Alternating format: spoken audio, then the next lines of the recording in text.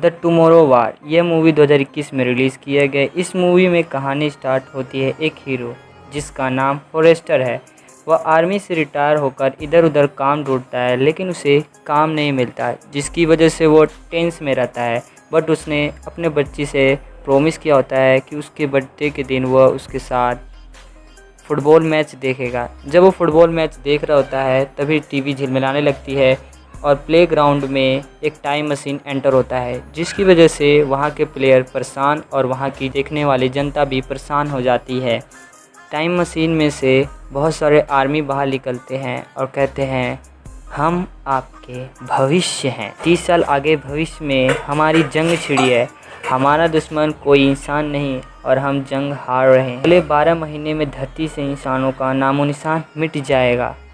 अगर आप हमारी मदद नहीं करेंगे, आपको हमारी मदद करनी होगी। आप ही हमारी आखिरी उम्मीद हैं। जब सरकार को पता चलता है कि भविष्य में 5 लाख से भी कम आबादी बची हुई है, तो वो आर्मी को भेजते हैं। 12 महीने बाद कुछ आर्मी वापस लौटते हैं, तो वह ऐलान कर देते हैं कि अब हम अपनी जनता को तैयार करके भविष्य में भेजेंगे। जब हमारा हीरो फॉरेस्टर सभी बच्चों को पढ़ा रहा होता है तो उसके फ़ोन पे इमरजेंसी अलर्ट मैसेज आता है और उसे बुला लिया जाता है। उसका चेकअप होने पे पता चलता है कि वो भविष्य में जाने के लिए सही है और उसे भविष्य में जाने के लिए बोला जाता है और उसे बोला जाता है कि अगर तुमने इस डिवाइस के साथ छेड़छाड़ी की तो तुम्हें जेल में डाल दिया जाएगा। जिसकी वजह से वो डर जाता है और वो जब अपनी बीवी से जाके ये बात कहता है तो उसकी बीवी परेशान हो जाती है और उसके पापा के पास उसको जाने को बोलती है, लेकिन वो गुस्सा रहता है। जब वो अपने पापा के पास जाता है, कुछ बातों से वो वापस लौट आता है। फॉरेस्टर अपने बच्ची से मिलने के बाद उससे वादा करता है कि वो वापस ज़रूर लौट कर आएगा। जब वो ट्रेनिंग लेने जाता है तो उन्हें बताया जाता है कि ड्यूटी 7 दिनों तक चलेगी। अगर ये 7 दिनों तक जंप बैंड उनके हाथों में लगा रहा तो ऑटोमेटिकली उन्हें वापस ले आया जाएगा और उन्हें यह बताया जाता है कि उन्हें गोली सर और पेट पर ही चलानी है। जब उन्हें फ्यूचर में भेज दिया जाता है, वह पबजी की तरह लैंड करते हैं।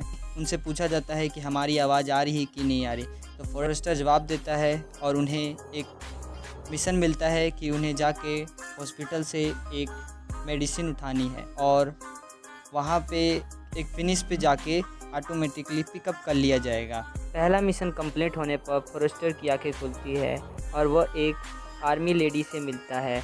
उसे बाद में पता चलता है कि वह उसकी बेटी म्यूरी फॉरेस्टर है और वह बताती है कि आपको लाने की एक ख़ास वजह है और वो पूछती है कि एक ख़तरनाक चीज़ देखना पसंद करोगे, और हमारा हीरो तैयार हो जाता है उस चीज़ को देखने के लिए।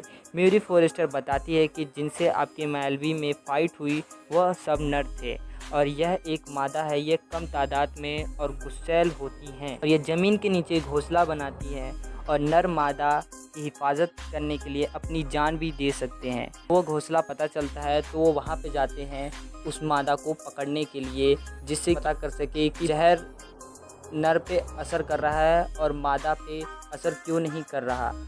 जब उसकी बेटी उस एलियन पकड़ रही होती है तब वो फंस जाती है और हमारा हीरो फॉरेस्टर कूद जाता है अपनी बेटी को बचाने के लिए और वहाँ से सही सलामत वापस अपने सेफ जगह पहुँचते हैं।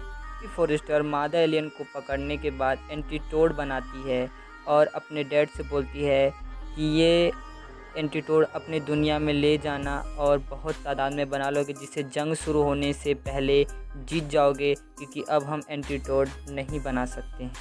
तभी नर एलियन सुरक्षा घेरा तोड़ देते हैं और अंदर घुस जाते हैं और नर मादा को बचाने के बाद सभी पर अटैक कर देते हैं। तभी 7 दिन ख़त्म होने पर फॉरेस्टर को वापस ले आया जाता है। फॉरेस्टर टेंस में रहता है कि वो किसी को भी बचा नहीं पाया और वो परेशान रहता है। तब वो फैसला करता है कि मैं जंग होने से पहले इसको ख़त्म कर दूंगा।